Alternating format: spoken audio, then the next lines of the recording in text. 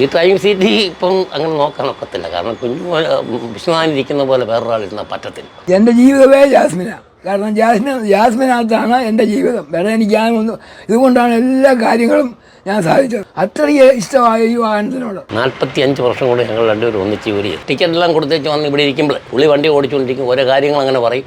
ഇനി അയാൾ ഈ ഡ്രൈവിംഗ് ചെയ്യില്ല. പുള്ളിയുടെ മരണം തീരെ നഷ്ടം എന്ന് പറഞ്ഞാൽ എനിക്കത് സംസാരിക്കാൻ വലിയ ബുദ്ധിമുട്ട് പോലെ ഉണ്ട്. ഞാൻ ആദ്യം കാണാൻ പോകുന്നതെന്ന് പറഞ്ഞാൽ എനിക്ക് സഹിക്കാനൊക്കത്തില്ല. അതുപോലെ തന്നെ അയാളുടെ കൂടെ ഓടിയാൽ പോലീസ് സ്റ്റേഷൻ എന്ന് പറയുന്ന ഒരു സംഗതി ഞാൻ ഇതുവരെ കണ്ടിട്ടില്ല. ഒരു സുഹൃത്തും സഹോദരനും അത്ര സ്നേഹത്തോടുകൂടി ജീവിച്ച ഒരു 2 വ്യക്തികളാണ് ഞങ്ങൾ. അങ്ങനെ വണ്ടി വിറ്റപ്പോൾ ഞങ്ങളെ ഉൾപ്പെടെയാണ് വിറ്റത്. എന്നെയും വിശ്വനാഥനെയും കൂടെ ചേർത്താണ് വിറ്റത്. പുള്ളി ഞാൻ പല പ്രാവശ്യവും പറഞ്ഞിട്ടുണ്ട്, വിശ്വനാഥൻ ഓടിക്കുന്ന പോലെ ഒരുത്തൻ വണ്ടി ഓടിച്ചാൽ ശരിയാവത്തില്ലെന്ന് ഈ വണ്ടിക്കകത്തിരുന്ന് ഞാൻ പറഞ്ഞിട്ടുണ്ട്. അത് ഒരു യാത്രക്കാരന് പോലും പരുക്കേക്കാത്ത രീതിയിലും ഒരു വണ്ടിക്ക് സൈഡ് കൊടുത്താൽ വണ്ടി തട്ടാത്ത രീതിയിലും റോഡ് നോക്കി ഓടിക്കുന്ന ഒരു ഡ്രൈവറായിരുന്നു ഡ്രൈവർ വിശ്വനാഥൻ. ഇടയ്ക്കൊക്കെ പുള്ളിയെ പോയി കാണും. അപ്പോഴും പുള്ളിക്ക് വണ്ടി വരണമെന്നും ഇതല്ല. അപ്പോൾ ഇടയ്ക്ക് പറയും വണ്ടി വന്ന് ചുമ്മാ നടക്കുക, കുഴപ്പമില്ല, ഇടയ്ക്കൊക്കെ വരാനൊക്കെ പറയും. ഹായ്, നമസ്കാരം. പത്തനംതിട്ടയിലാണ് ഞാനിപ്പോൾ ഉള്ളത്. ജാസ്മിൻ ബസ്സിലാണ്. കഴിഞ്ഞ 45 വർഷമായി ഈ ബസ്സിൻ്റെ ജീവനും തുടിപ്പുമായിരുന്നു വിശ്വനാഥൻ എന്ന് പറയുന്ന ചേട്ടനും എൻ്റെ ഒപ്പമുള്ള നൂറുദ്ദീൻ ഇക്കായും. ഇന്ന് വിശ്വനാഥൻ ചേട്ടനില്ല. ഇക്ക എങ്ങനെയാണ് ഈ ഒരു അവസരത്തിൽ വിശ്വനാഥൻ ചേട്ടൻ ഓർക്കുന്നത്? ഒരു കാഴ്ച കാണാൻ പറ്റത്തില്ല. കാരണം എന്ന് പറഞ്ഞാൽ കൂടെ സഹകരിച്ച ഒരു വ്യക്തിയല്ലേ. 45 വർഷം കൊണ്ട് ഞങ്ങൾ രണ്ടുപേരും ഒന്നിച്ച് ജോലി ചെയ്തു. പിന്നെ അയാളുടെ കൂടെ ജോലി ചെയ്ത് ഒരു പോറൽ പോലും ഇതുവരെ ഒരു മനുഷ്യനുണ്ടായിട്ടില്ല. അതുപോലെ തന്നെ യാത്രക്കാർക്ക് തന്നെ അയാൾ വളരെ തൽപരനായി. അയാൾ ആര് കൈകാര്യം ചേർന്ന് നിർത്തും. ആവശ്യമില്ല ഒരു വഴക്കനോ വയ്യാവലിക്കോ പോകത്തില്ല. അതുപോലെ തന്നെ അയാളുടെ കൂടെ ഓടിയാൽ പോലീസ് സ്റ്റേഷൻ എന്ന് പറയുന്ന ഒരു സംഗതി ഞാൻ ഇതുവരെ കണ്ടിട്ടില്ല. കാരണം ആവശ്യമില്ലാതെ കോമ്പറ്റീഷനില്ല, ആവശ്യമില്ലാതെ സംസാരമില്ല. ഞങ്ങളുടെ സമയത്തോടും ഞങ്ങളുടെ ജോലി നോക്കി വീട്ടിൽ പോകും. ഉള്ള കാശും മാറ്റും ഞങ്ങളുടെ വീട്ടിൽ പോകും. പിറ്റേ ദിവസം അതുപോലെ രാവിലെ വരും. ഞങ്ങൾ രണ്ടുപേരും വണ്ടി ഞാൻ കഴുകും. അയാൾ വന്ന് എല്ലാം റെഡിയാക്കി ഒന്നിച്ച് ഞങ്ങൾ 7:30 ഇവിടുന്ന് അങ്ങ് പോകും. പോയിട്ട് 6:30 വണ്ടി ഒതുക്കും. അങ്ങനെ ഞങ്ങൾ ജീവിച്ചുകൊണ്ടിരുന്നത്. ഒരേ ഉടമസ്ഥൻ്റെ കീഴിലാണ് ഈ 45 വർഷം ജോലി ചെയ്തത്. അങ്ങനെ ഞങ്ങൾ ഒരു കുടുംബം പോലെ കഴിഞ്ഞുകൊണ്ടിരുന്നു. സ്വന്തം വണ്ടി പോലെ വിട്ടു തന്നേക്കുമായിരുന്നു.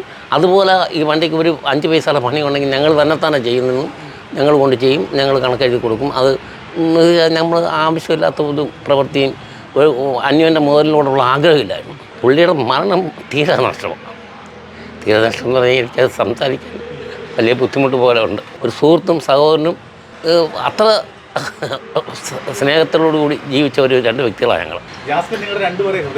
ആയിരുന്നു. അങ്ങനെ വണ്ടി വിറ്റപ്പോൾ ഞങ്ങളെ ഉൾപ്പെടെയാണ് വിറ്റത്. എന്നെയും വിശ്വനാഥനെയും കൂടെ ചേർത്താണ് വിറ്റത്. ഞങ്ങൾക്ക് കൂടെ തൊഴിൽ തന്നത് അവർ സമ്മതിച്ച് അങ്ങനെ വണ്ടി എടുത്തത്. അങ്ങനെ വണ്ടി എടുത്ത് അത് കഴിഞ്ഞപ്പോഴത്തേക്ക് പുള്ളിക്കാരൻ വിശ്വനാഥന് അസുഖം വന്നുകൊണ്ട് പുള്ളിക്കാരൻ വരാഞ്ഞു. അല്ലെങ്കിൽ ഈ പുള്ളിക്കാരൻ ഇപ്പോഴും നിലവിൽ ഈ വണ്ടിയിൽ കണ്ടേനെയായിരുന്നു.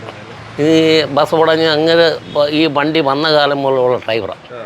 അപ്പം ഇപ്പോൾ എടുത്ത മുതലാളി പറഞ്ഞു വണ്ടി വന്ന കാലം മുതലുള്ള ഡ്രൈവറാണ്, വണ്ടി ഇന്ന് ഓടേണ്ടതെന്ന് പറഞ്ഞു. അതാണ് നല്ല മനസ്സായതുകൊണ്ടാണ് പുള്ളി ഇന്ന് ഓടേണ്ടതെന്ന് പറഞ്ഞു. 1.5 വർഷം മുമ്പാണ് ഹാജി എം മീര സാഹിബ് ഈ ബസ് നമ്മുടെ സാദിഖിന് കൈമാറ്റം ചെയ്യുന്നത്. അതിലൊരു വ്യവസ്ഥയുണ്ടായിരുന്നു, വിശ്വനാഥൻ ചേട്ടനെ നമ്മുടെ നൂറുദ്ദീൻ സംരക്ഷിക്കണം, അവർക്ക് ജോലി കൊടുക്കണം. ആ ഒരു വ്യവസ്ഥയിലാണ് സാദിഖിന് ഈ ബസ് കൈമാറ്റം ചെയ്യുന്നത്.